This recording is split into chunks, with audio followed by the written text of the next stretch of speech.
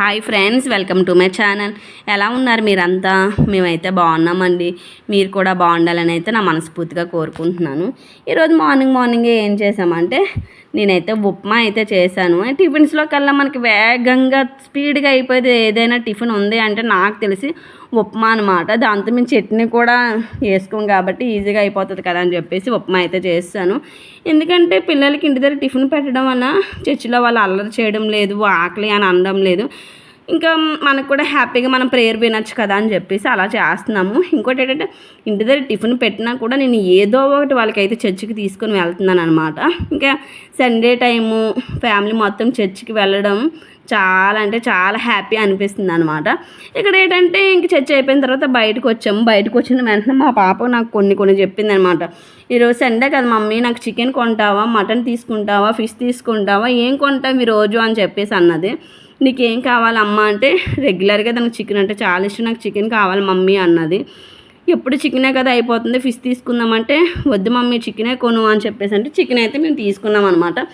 అది ఏంటంటే మేము వెళ్ళిన చికెన్ షాప్ దగ్గర జనాలు అయితే చాలామంది జనాలు ఏంటంటే అక్కడ చికెన్ ఉంది, మటన్ ఉంది, ఫిష్ ఉంది, నాటుకోడి ఉంది, బోటీ ఉంది, తలకాయ ఉంది, చాలా అంటే చాలామంది జనాలు. బాగుంది.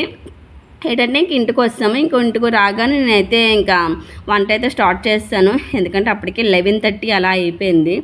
అయితే రెగ్యులర్గా చికెన్ కాకుండా నేను ఏం చేశానంటే ఈరోజు మనం తెచ్చిన చికెన్ క్లీన్ చేసుకొని ఉల్లిపాయలు పచ్చిమిరపకాయలు వేపుకొని తర్వాత క్లీన్ చేసుకున్న చికెన్ వేసి అది కూడా మనకి చాలా బాగా ఉడుకుతుంది కదా, కొంచెం వాటర్ కూడా పైకి వస్తుంది కదా. ఆ టైంలో నేను ఏం చేశానంటే కొంచెం ఒక ఆనియను, అల్లం, వెల్లుల్లిపాయ ఇవన్నీ కలిపేసి పేస్ట్ చేసి అప్పుడు నేను ఉడికిన చికెన్లో వేసాను. అది కూడా కొంచెం బాగా మగ్గిన తర్వాత ఆ తర్వాత ఏం చేశానంటే కొంచెం ఉప్పు కారం వేసాను అనమాట. లాస్ట్లో గరం మసాలా వేసాను. టేస్ట్ అయితే వేరే లెవెల్.